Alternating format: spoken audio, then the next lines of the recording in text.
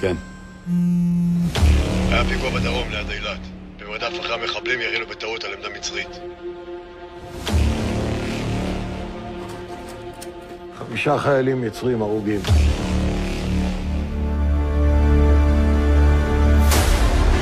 אולי כדאי להעריך לפינוי? נהרגו 5 חיילים מצרים. זה לא קרה. אנחנו קוברים את זה. ده محمي من غضب ربنا حتى انت يا جنرال. هدوا السور واحرقوا عمارة السفارة باللي فيها. أي سور في العالم هيوقف بوش ربنا. שמישהו יסביר לנו מה קורה? אבל זה מה שהוא מנסה לעשות! הסגל המצרי עוזב. ש"ג נעלם. אנחנו בנוהל רמסס, פינוי מוחלט.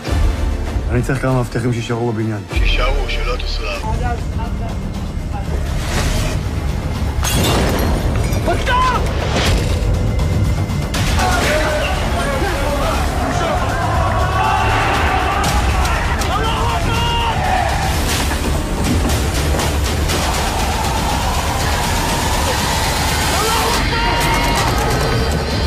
הראשונים שנכנסים, אתה גש למרכז מסה ועוד פעם!